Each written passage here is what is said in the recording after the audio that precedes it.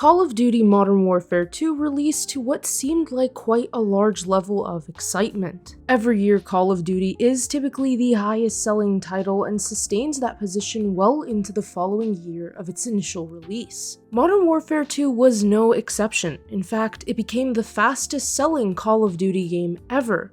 So isn't that a good thing? Well, it looks like Call of Duty is hitting a brick wall. It's been about 2 months since Call of Duty Modern Warfare 2 released, and fans are enraged at the state it's in. Not only did Modern Warfare 2 launch in a buggy state, but its bugs are now potentially causing issues where players are getting randomly permanently banned for no reason.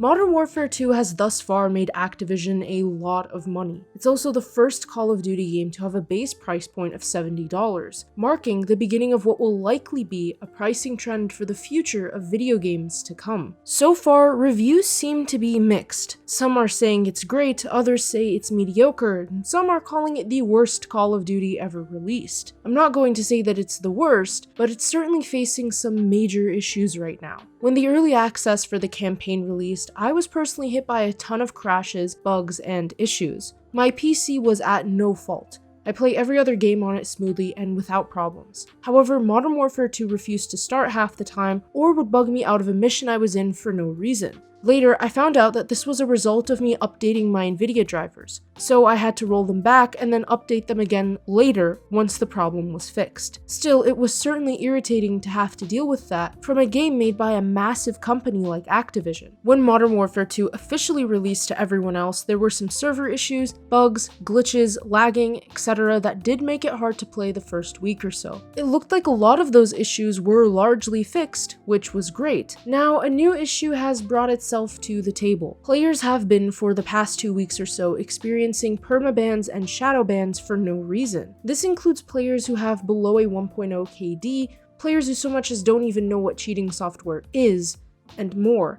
Players have been getting hit with bans over software manipulation, which makes no sense. The issue was described in full detail by a man named Mike Swanson. He's a former employee at Microsoft, and he says that he plays Modern Warfare 2 casually, so he's not going to be dropping a nuke in every game or anything insane like that. He was hit with this permaban and tried to talk to Activision about it. Basically, he got a generic response, but later it looks like Activision basically admitted that this was an issue they were hearing about from other players too. There is honestly no precise reason why this issue is happening in the first place. Most of the answers are just speculation at this point. Some are speculating that it is a result of the buggy state that Modern Warfare 2 is currently in, and that those bugs are causing multiple crashes, which triggers a sort of false flag for the anti-cheat system Ricochet, and then it authorizes a permaban. Another theory states that, considering the ban issue is affecting mainly PC players, it could be a result of third-party software used to control PC peripherals.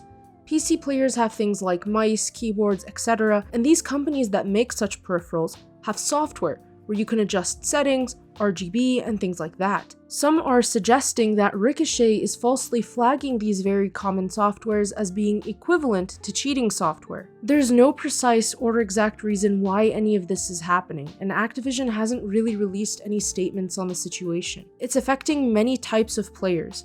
We could say that it may be a result of players reporting someone and then that someone getting banned, but honestly that's likely not the case. The issue isn't affecting every single Modern Warfare 2 player, but it's affecting a substantial number of people, which is a cause for concern. Considering how large Activision is, and the amount of money this company gets poured into it every year, the systems should definitely be more reliable than this.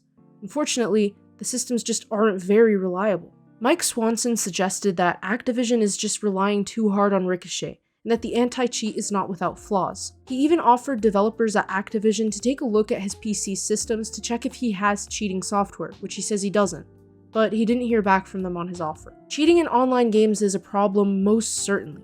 Unfortunately, there are many people who refuse to have fun in online video games and want unfair advantages. These people make this type of software, and some people even sell cheating software for people like this.